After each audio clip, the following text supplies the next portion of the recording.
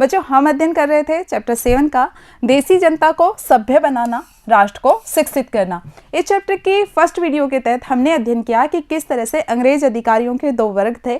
एक वर्ग के लोग भारतीय संस्कृति, सभ्यता, शिक्षा के पक्षधर थे, जिनको हमने प्राच्यवादियों की संज्ञा दी, जिनको प्राच्यवादी कहकर संबोधित किया गया। दूसरे वर्ग में वो लोग आते थे जो कि भारतीय संस्कृति, शिक्षा की उपेक्षा करते हुए पाश्चात्य सभ्यता, शिक्षा को बढ़ावा देने की बात कहते थे।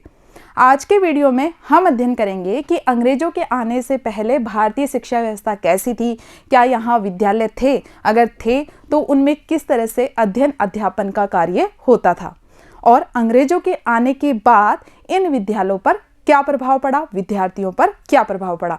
इसी के साथ ही हम महात्मा गांधी जी के और रविंद्रनाथ टैगोर जी के भी शिक्षा संबंधी विचारों का अध्ययन करेंगे। तो चलिए शुरू करते हैं आज का वीडियो। स्थानीय पाठशालाओं का क्या हुआ।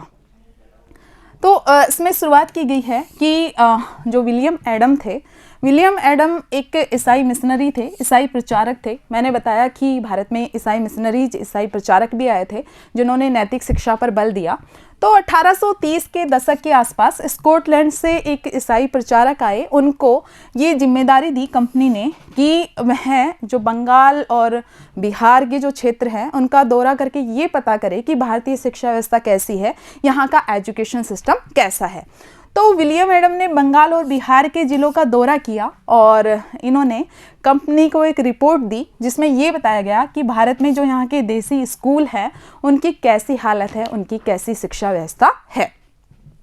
तो जैसा कि विलियम एडम ने बताया कि बंगाल व बिहार में 1 लाख से ज़्यादा छोटी छोटी पाठशालाएं हैं और लगभग ये बहुत छोटे केंद्र थे जिनमें नॉर्मली 20 से ज़्यादा विद्यार्थी नहीं होते थे। यानी एक पाठशाला में अधिकतम हम कहें कि 20 विद्यार्थी होते थे। तो इस हिसाब से 1 लाख पाठशालाओं में कितने विद्यार्थी होंगे? 1 लाख पाठशालाओं में पढ़ने वालों की संख्या 20 लाख से ज़्यादा थी। छोटे छोटे केंद्र हुआ करते थे। कुछ पाठशालाएं अमीर लोग, समाज के जो संपन्न लोग थे उनके द्वारा चलाई जाती थी, कुछ जो वहाँ क्षेत्र विशेष का जो स्थानीय समुदाय था उनके द्वारा, और कुछ पाठशालाएं जो गुरु होते थे उनके द्वारा संचालित की जाती थी। शिक्षा का तरीका देखा जाए तो शिक्षा का तरीका बहुत ज़्यादा लचीला था।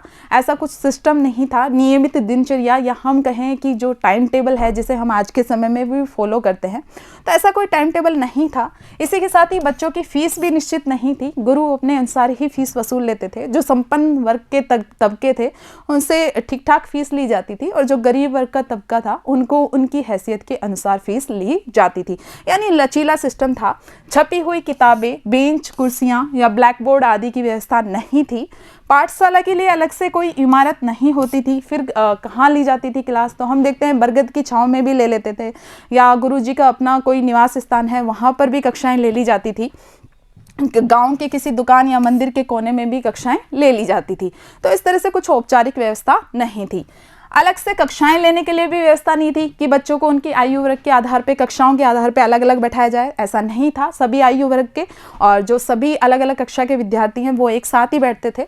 बच्चों की जो अटेंडेंस, हाजिरी लेने का सिस्टम है, या वार्षिक जो उनका मूल्यांकन होता है, परीक्षा का जो सिस्टम है, या नियमित समय सारणी जैसी कोई भी व्यवस्था नहीं थी। यानी कुल मिलाकर के लचीली व्यवस्था थी और मौखिक शिक्षा व्यवस्था थी। परंपरागत जो हमारी शिक्षा व्यवस्था थी अंग्रेजों के आने से पूर्व, कि अंग्रेज आ गए हैं तब हमारी ये शिक्षा व्यवस्था उस दौरान जारी थी। विद्यार्थियों को अलग कक्षाओं में नहीं बैठाया जाता था, सभी एक जगह ही बैठते थे। गुरु अपने अनुसार व्यक्तिगत रूप से जाकर के मार्गदर्शन करते थे कि भाई ये आयु, इस आयु वर्ग का बच्चा है, इस कक्षा वर्ग का बच्चा है, तो इसको इस तरह से मार्गदर्शन दिया जाना चाहिए। तो गुरु ही अलग अलग स्तर के विद्यार्थियों के साथ अलग अलग से बातें कर लेते थे। हालांकि इस एजुकेशन सिस्टम का फ़ायदा ये था कि जो स्थानीय काश्तकार थे, यहाँ के जो किसान वर्ग के लोग थे, कामगार वर्ग के लोग थे, उनके बच्चे भी आसानी से पढ़ाई कर पाते थे, क्योंकि सिस्टम इतना ज़्यादा लचीला था कि फसल कटाई के समय जब फसल काटनी होती थी, बच्चों को काम पर जाना होता था उस दौरान, तो उस समय ये कक्षाएं बंद हो जाती थी और अनाज निकलने के बाद पाठशालाएँ दोबारा से शुरू हो जाती थी। यानी कुल मिला के हमने क्या देखा कि यहाँ की जो स्थानीय आवश्यकताएँ थी, उसी के अनुरूप शिक्षा की व्यवस्था चली आ रही थी। लेकिन अब यहाँ पे जो कंपनी थी उसने ये डिसाइड किया, जैसे कि हम पूर्व में देख चुके हैं इनके विचार, कि वैज्ञानिक शिक्षा को बढ़ावा देंगे, तकनीकी शिक्षा को बढ़ावा देंगे, व्यवहारिक शिक्षा को बढ़ावा देंगे। तो इन्होंने धीरे धीरे इस सिस्टम को परिवर्तित करना चाहा और नई दिनचर्या निकाली, नए नए नियम निकाले। तो हम देखते हैं कि 1854 के बाद कंपनी ने देसी जो ये शिक्षा व्यवस्था चली आ रही थी, लचीली शिक्षा व्यवस्था, मौखिक शिक्षा व्यवस्था जो चली आ रही थी, उसको परिवर्तित करने का फैसला लिया। क्योंकि एक देश का जो शिक्षा व्यवस्था है, शिक्षा का ढांचा है, उसको परिवर्तित करके ही यहाँ पर कंपनी अच्छे से शासन कर सकती थी। तो इसके लिए कंपनी ने क्या किया, बहुत सारे पंडितों को अपने यहाँ नौकरी पर रख लिया, सरकारी नौकरी उनको दे दी और हर एक पंडित को बोल दिया, हर एक पंडित को 4-5 स्कूल अलॉट कर दिए कि ये स्कूल आपके निरीक्षण में रहेंगे, आपके निर्देशन में कार्य करेंगे। आपको क्या करना है, कुछ कुछ समय में इन पाठशालाओं का दौरा करना है और ये देखना है कि जो अध्यापन की जो स्थितियाँ हैं, जो पढ़ाई का जो स्तर है, वो पहले की अपेक्षा सुधरे। तो इसके लिए इन्होंने प्रत्येक गुरु को ये डायरेक्शन दे दिए। कंपनी के जो अधिकारी थे, इन्होंने कंपनी के जो अधिकारी ने गुरु को ये निर्देश दे दिए कि आप समय समय पर अपने स्कूल के बारे में रिपोर्ट भेजेंगे और एक समय सारणी टाइम टेबल बनाएंगे और उस नियमित समय सारणी के अनुरूप ही पढ़ाई करवाएंगे। इसी के साथ ही अध्यापन अब पाठ्य पुस्तकों पर आधारित होगा। पहले हमने देखा ऐसे कोई पाठ्य पुस्तकें नहीं होती थी औपचारिक रूप से, तो अध्यापन पाठ्य पुस्तकों पर आधारित होगा और विद्यार्थियों की समय समय पर प्रगति मापी जाएगी और इसके लिए वार्षिक जो परीक्षा होती है, एनुअल एग्जाम है, उसकी भी रूपरेखा तय की गई। तो समझ रहे हो ना अब किस तरह से परिवर्तन हो रहा है, आज जो हम शिक्षा व्यवस्था देख रहे हैं वो किस तरह से डेवलप हुई। तो विद्यार्थियों को नियमित रूप से कक्षा में आने के लिए कहा गया कि अब ऐसे नहीं चलेगा कि जब मन में आए आप आ गए, नहीं आए, लचीला नहीं होगा, कठोर अनुशासन की स्थापना की गई। विद्यार्थियों को नियमित रूप से कक्षा में आने, शुल्क देने और अनुशासन के नियमों को पालन करने के निर्देश दिए गए। लेकिन अब इस शिक्षा व्यवस्था, ये जो परिवर्तन हुआ, इसका ये नकारात्मक परिणाम निकला कि जो साधारण काश्तकार के बच्चे थे, गरीब किसान के बच्चे थे, अब उनके लिए अपनी पढ़ाई जारी रखना कठिन हो गया। जिन पाठशालाओं ने इन नए नियमों को अपना लिया, नए सिस्टम के अनुसार चलना शुरू कर दिया, उन पाठशालाओं को सरकार की तरफ से सहायता मिलने लग गई, यानी सरकारी अनुदान मिलने लग गया और धीरे धीरे उन पाठशालाओं की स्थिति में सुधार होने लगे। लेकिन कई गुरुओं ने इन नए निर्देशों को मानने से मना कर दिया, तो इन निर्देशों का पालन नहीं किया तो उनको सरकारी सहायता भी प्राप्त नहीं हुई और हम देखते हैं कि उनकी जो स्थिति थी, वो जो सहायता प्राप्त पाठशालाएं थी, उनकी तुलना में कमज़ोर होने लग गई। तो इस तरह से हमने देखा कुछ ये नए परिवर्तन किए गए। अब बात कर रहे हैं कि ऐसे नहीं कि अंग्रेज अधिकारी हैं वो ही पाश्चात्य शिक्षा के पक्षधर थे। इस दौरान जो हमारे भारतीय विचारक थे, समाज सुधारक थे, उनके भी अलग अलग विचार आ रहे थे। कुछ पाश्चात्य शिक्षा संस्कृति के समर्थक थे और उनके अनुसार पाश्चात्य शिक्षा सभ्यता को बढ़ावा देना चाहिए क्योंकि इससे भारतीयों में वैज्ञानिक दृष्टिकोण विकसित होगा। तो देखते हैं राष्ट्रीय शिक्षा की कार्यसूची में क्या बताया गया है। 19वीं सदी के प्रारंभ से यूरोप में आ रहे बदलावों से प्रभावित होकर कुछ भारतीयों का मानना था कि पश्चिमी शिक्षा भारतीयों का आधुनिकीकरण कर सकती है।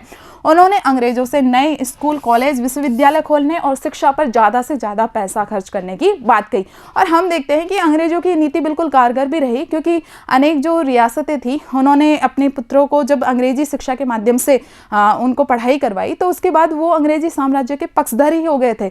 उनको अंग्रेजी शासन सुहाने लग गया था, हम कहें कि अंग्रेजी शासन के वो समर्थक हो गए थे।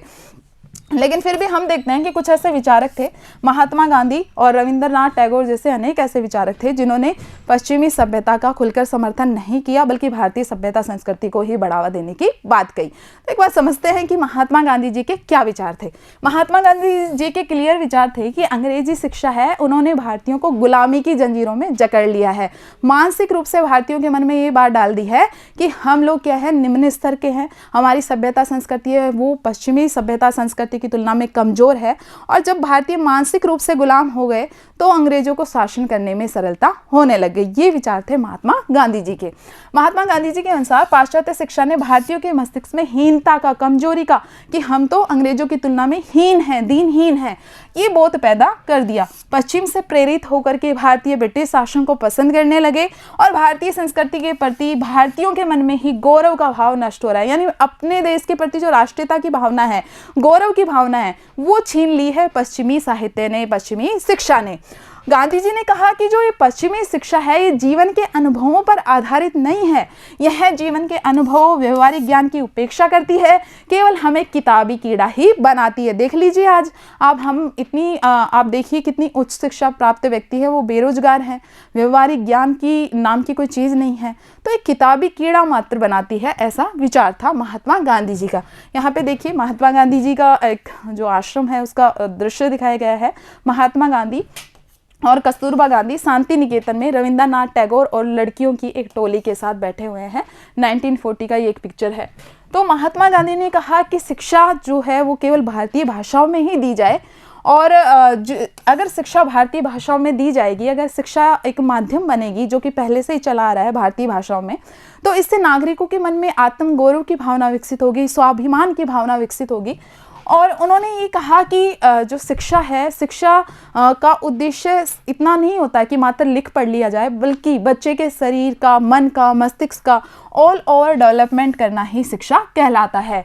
उन्होंने बच्चे के देह को, इसके शरीर, उसके मस्तिष्क के भावना के सर्वश्रेष्ठ विकास हेतु हस्त कौशल सिखाने पर भी बल दिया कि जो हस्तकलाएं हैं, तरह तरह की चीज़ें बनाना, बुनना, उन चीज़ों को भी सिखाने पर बल दिया।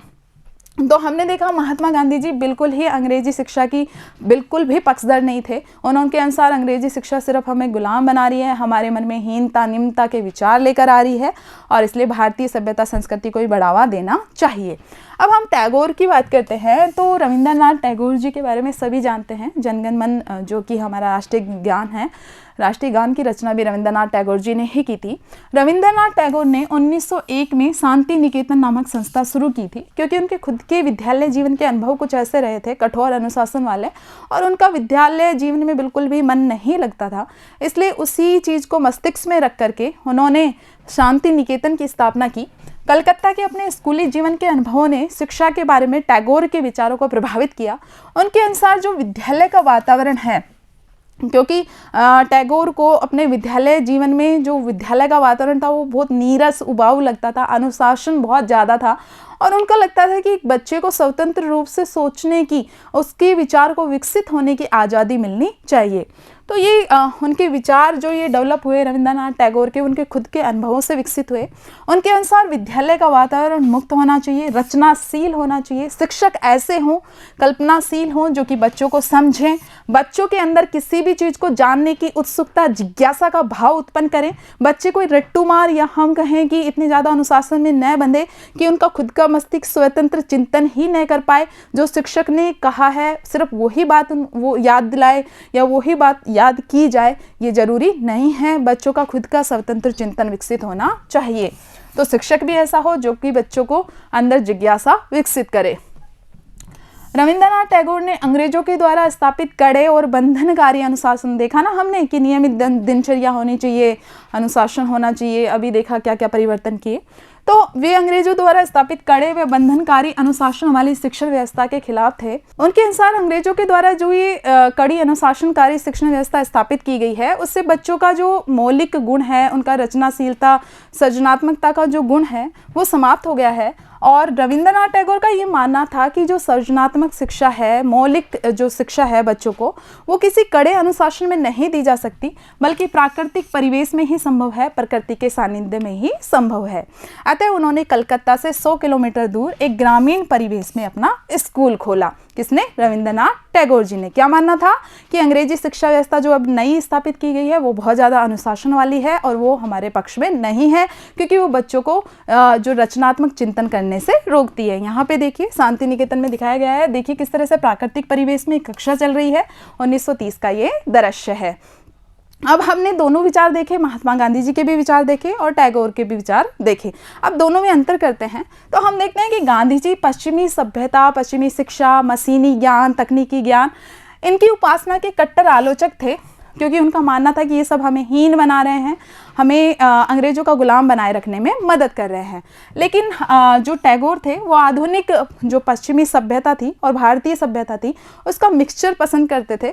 अर्थात उनका ये मानना था कि जो वैज्ञानिक ज्ञान है, पश्चिमी सभ्यता है, उसको भी बढ़ावा देना चाहिए, लेकिन साथ ही भारतीय परंपरा के जो श्रेष्ठ तत्व हैं उनको भी बनाए रखना चाहिए। इसलिए हम देखते हैं कि उन्होंने अपने शांति निकेतन में, रविंद्रनाथ टैगोर ने अपने शांति निकेतन में कला, संगीत, नृत्य के साथ ही विज्ञान व प्रौद्योगिकी की शिक्षा को भी बढ़ावा दिया। इसी की तरह हम देखते हैं कि अरविंदो हैं जो कि भारत के महत्वपूर्ण विचारक रहे हुए हैं। उन्होंने भी कुछ हद तक पश्चिमी साहित्य, पश्चिमी शिक्षा का समर्थन किया। तो बच्चों, आज के वीडियो में इतना ही। चैप्टर कंप्लीट हो गया है। मिलते हैं नेक्स्ट वीडियो में इस चैप्टर के क्वेश्चन आंसर के साथ। धन्यवाद।